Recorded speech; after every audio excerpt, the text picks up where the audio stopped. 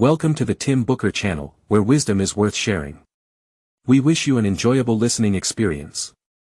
Today, we're going to delve into the book Minimalism. What is minimalism, you ask?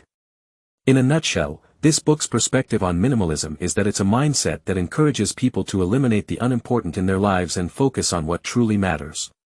Originally, minimalism referred to an artistic movement, but in recent years, it has expanded into the realm of lifestyle. In recent years, the minimalist lifestyle has gained popularity in the United States, with influential figures like the authors of this book, Joshua Fields Millburn and Ryan Nicodemus, leading the way. They created theminimalists.com, a website promoting minimalism, with over 4 million followers. Their story has been featured in media outlets such as Time, Forbes, and the New York Times. Their minimalist lifestyle philosophy, centered around owning fewer possessions to increase one's happiness, has resonated with many. The book's author, Joshua, once appeared as a successful young executive with a seemingly happy life, a beautiful wife, a six-figure salary in his early 20s, and a lavish lifestyle. However, he was a workaholic who barely took 5 days off a year. In reality, he was under immense stress and growing unhappiness. He turned to the materialistic pursuits touted by the media, constantly buying things, only to find that it cluttered his home and brought fleeting happiness, with no lasting increase in his sense of fulfillment. After a series of life-changing events, including his mother's death and divorce, Joshua resolved to change his life. He let go of 90% of his possessions, leaving only 288 items, each of which was essential. He even quit his job, disconnected from the internet at home, and embraced an extremely minimalist lifestyle. This new way of life gave him the freedom and energy to pursue his dreams, read, and positively impact others. Later, his friend Ryan also adopted minimalism in just 21 days. This book chronicles their insights and recommendations on minimalist living after a decade of practice. In today's audiobook session, I will explain this book, Minimalism, in 3 aspects. First, we'll explore how Joshua embarked on his minimalist journey. Second, I'll introduce 2 mental tools of minimalism, the impact lever, to enhance productivity, and the anchor, to reduce distractions. While this book primarily discusses minimalist philosophy, their website, The Minimalists, provides more practical advice. Therefore, in the final section, I'll share some easily actionable tips mentioned on their website. Now, let's dive into minimalism for the next 20 minutes. Part 1. To embrace minimalism, one must first let go of attachment to possessions. However, parting with most of one's belongings is not easy. This emotional attachment between people and their possessions is normal. Among the stories of attachment, the most challenging one Joshua encountered, and the catalyst for his minimalist journey, was related to his mother. After his mother passed away in 2009, Joshua had to sort through her belongings. Her house was filled with valuable antique furniture and artworks, worth more than 3 apartments by market value. Joshua realized that transporting and storing these items in trucks and rental storage units cost nearly $10,000 per year. He had lost his mother but didn't want to lose her belongings. So, he spent a week personally packing all of his mother's possessions. Under the bed, he found 4 sealed boxes containing every piece of paper he had scribbled on during his elementary school years. Clearly, his mother had not opened these boxes for years, yet she held on to them, preserving every moment of his childhood, just as Joshua was trying to preserve everything about her now. Suddenly, Joshua understood that his mother didn't need those items from 25 years ago to remember him, just as he didn't need a house full of possessions to remember her. His mother's presence was everywhere, in his actions and even in his smile. She was always there, but not in those possessions. Sentimental objects weren't as important as they seemed. In the following week, Joshua made a difficult decision. He donated all of his mother's belongings to charity. He realized that these items, which only brought him sorrow, might be of practical use to others. The key realization was that our possessions do not define us, a core principle of minimalism. Joshua further recognized that in this consumer-driven era, people not only invest emotions in possessions but also have faith in them. Many believe that clinging to material things will bring happiness. People often resort to retail therapy, thinking that owning clothes, shoes, bags, mansions, and fancy cars will lead to true happiness. Is that really the case? Joshua found this belief highly dubious. He suggested listing the 10 most valuable possessions you own, like cars and houses, and then writing down the 10 things that make you happiest, such as playing with your children or spending time with family. You'll discover that the most valuable possessions only provide a sense of security, they have no direct relation to your happiest experiences. Losing his mother made Joshua realize that he had neglected his loved ones, something that should have been a top priority. Additionally, going through his mother's belongings made him realize how many useless items cluttered his life. Around this time, Joshua came across the story of Colin Wright online. Colin was a writer who identified as a minimalist. He was constantly traveling and owned only 72 items, everything he owned could fit into his backpack. What impressed Joshua the most was that Colin radiated happiness, excitement, and enthusiasm for his life. Joshua admired Colin but didn't want to live exactly like him. He didn't plan to circumnavigate the globe, nor did he want to possess less than 100 items. So, Joshua began to explore whether there was another way to be happy, free, and live decently in the city, like Colin. Part 2. Joshua discovered that to increase one's happiness and life quality, it's crucial to prioritize and differentiate between what's essential and what's not. Here, Joshua offers insights into the minimalist lifestyle. Firstly, when it comes to important matters, we need to enhance our ability to execute them effectively. Utilizing the impact lever can help us achieve this. What is the impact lever? Think of it as this: when facing something important but not urgent, you can increase its urgency to encourage yourself to take action. The principle is straightforward. For instance, telling yourself, "I must exercise," is much more effective than saying, "I should exercise." To achieve certain goals, you must transform should into must, such as, "I must read every day," or "I must quit smoking." Often, the difficulty in sustaining a new habit arises from our struggle to see long-term benefits from such changes. When you must do something, you have no choice but to act. Minimalists choose to rid themselves of non-essential things and focus on what's important, but what is important versus what is superfluous varies from person to person. If you're unsure about what qualifies as must-do tasks, you can refer to Joshua's suggestions. He believes that the 5 key elements of life are health, relationships, passion, growth, and contribution. He emphasizes that investing time and energy in these areas is crucial, especially in health. For example, Joshua commits to at least 18 minutes of exercise daily. Considering that most of us spend at least 3 to 4 hours, or even 5 to 6 hours, on our phones each day, dedicating 18 minutes to caring for our bodies isn't excessive. Exercise and family time fall into the category of important but not urgent tasks. However, these important but not urgent tasks, due to the compounding nature of time, often hold the most significance. Minimalism encourages people to remain constantly aware of what is most important because clarity is a valuable form of freedom. Prioritizing what you deem important over getting entangled in trivial matters and possessions simplifies and authenticates our complex world. Secondly, eliminate the unimportant. The specific advice is to reduce your mental load through reflection on anchors. After decluttering your life of unnecessary items, you'll gain better clarity on what truly matters. What are anchors? Anchors refer to anything that impedes us from living fulfilling lives. For example, Joshua had been working tirelessly, aiming to acquire a big house and a high salary, something he greatly desired through his job. He achieved success and obtained these things, but he still wasn't happy. The first step in problem solving is recognizing the problem. Joshua tried an experiment, writing down everything that made him unhappy over a week. These were his anchors. You can also make a list of your anchors on a piece of paper. Astonishingly, Joshua listed 83 anchors. He then prioritized and categorized them into 2 groups, primary anchors and secondary anchors. Primary anchors are the most obvious things that restrict our freedom. They include things like mortgages on houses, unfulfilling social relationships, draining jobs, and other things that consume a lot of time but don't add corresponding value to our lives.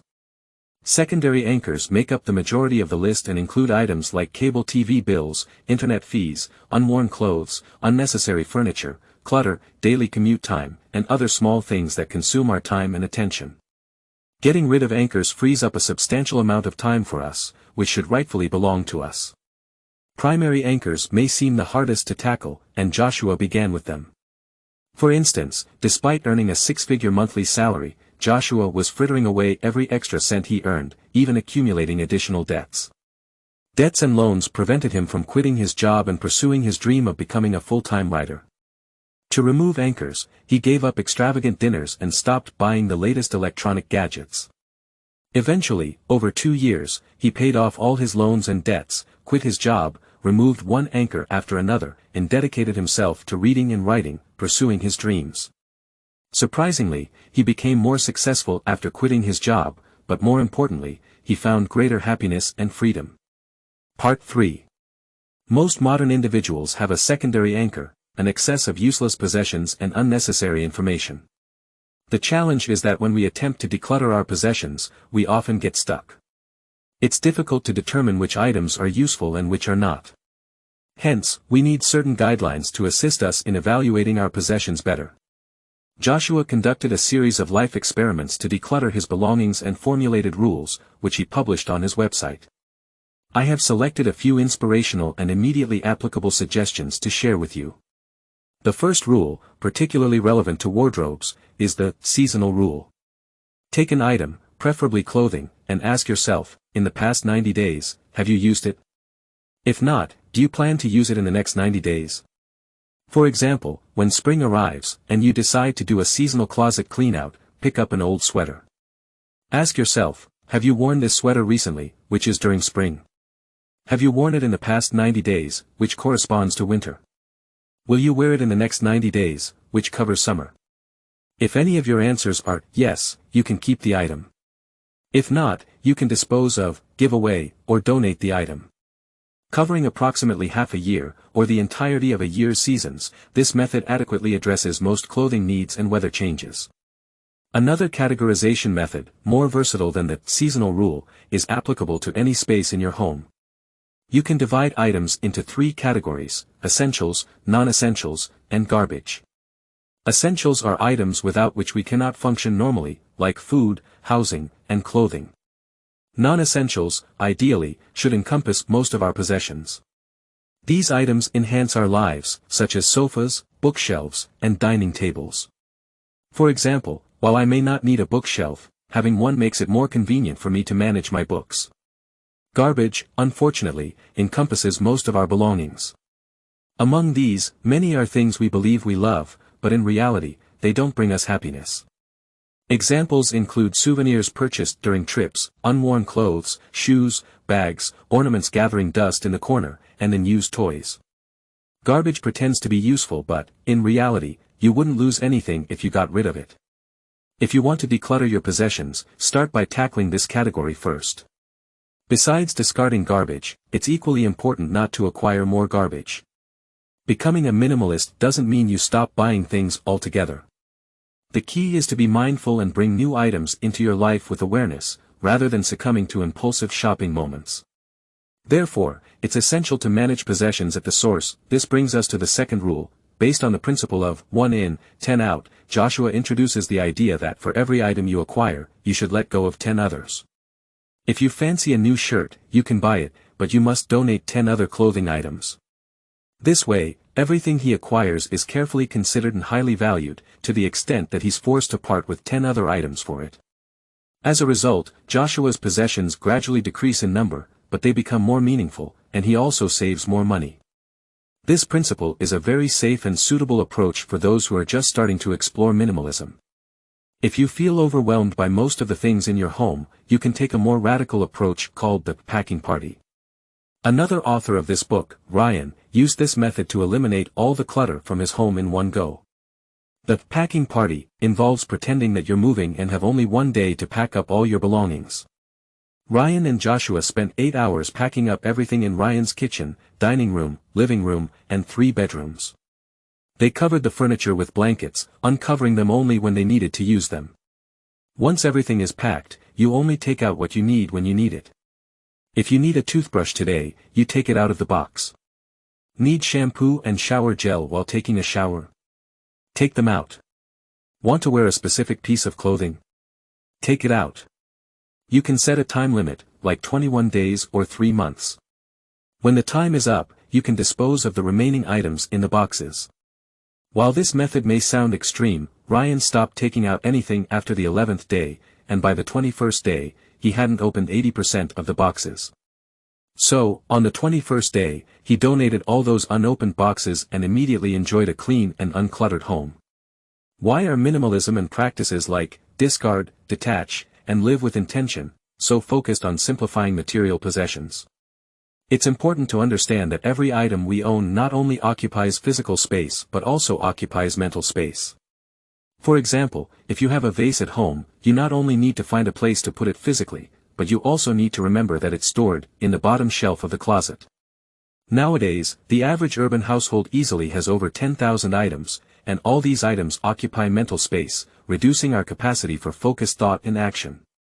Rather than managing material possessions, it's even more crucial to manage our attention. One of the biggest attention drains is the unnecessary information we consume online. Joshua recognized this issue and conducted a courageous experiment to free his attention. He removed the internet from his home. This may seem unbelievable since Joshua runs a popular website, and you might wonder how he could live without the internet at home. When Joshua needed to use the internet for extended periods, he had to leave home. He would go to libraries, coffee shops, or other places with Wi-Fi, order a coffee or a snack, and complete all his online tasks there, such as writing articles and researching. If he came across something he wanted to explore online during his daily activities, he'd save it on his phone and check it when he had internet access. In public places, he entered a highly conscious working state, efficiently handling non-creative tasks like email replies and data searches. Creative tasks like writing and website design could be completed at home without internet, and he found that he was more focused, with clearer thoughts and improved emotional well-being. You might think this is too extreme, saying, "I can't cancel my home internet, I need it for research, work, and other essential tasks." However, Joshua believes that most of these tasks can be done in public places. Besides those essential tasks, how much time do we spend online at home watching videos, playing games, and buying things we don't actually need on shopping websites? Joshua says, the internet is not bad, just like candy isn't bad. But if you eat 2 big bags of candy every day, you'll quickly gain weight and get sick. So, I don't keep bags of candy at home, just as I no longer keep the internet at home. Whether or not you have internet at home, the crucial thing is to be clear about your purpose when you go online. Joshua believes that the internet is a tool for enhancing life and nothing more. Anything on the internet that doesn't contribute to making yourself better is not worth his attention. Joshua admits that he also watches funny videos but with a clear intention, to enjoy a half-hour of carefree laughter. The key is whether we are consciously using the internet. After adopting this mindset, he no longer craves the internet as he used to. Previously, he felt disoriented and unproductive when away from his computer and phone, but now he can write calmly and with focus. He has found that his thinking is clearer, his emotions are less anxious, and he has more time for things he enjoys. Besides, by working in public places, Joshua has made several new friends.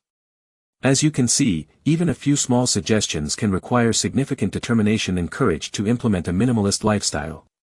Joshua and Ryan's actions were very brave because they dared to discard things that most people wouldn't dare to part with. They let go of certainty and stepped out of their comfort zones. Pursuing complete security and certainty can trap us in our current life situation without any growth.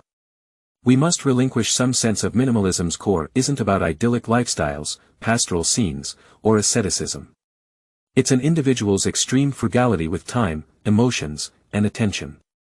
Minimalism is born out of the information age and consumerism, aiming for a more efficient life.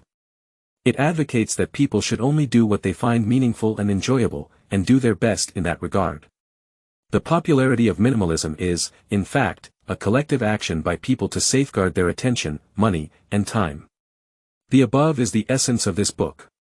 Congratulations, you've completed another book. Thank you for your support and attention. Please subscribe to the Tim Booker channel. Like and share with your family and friends. Wisdom is worth spreading, paving the way for a better future. Thank you, goodbye.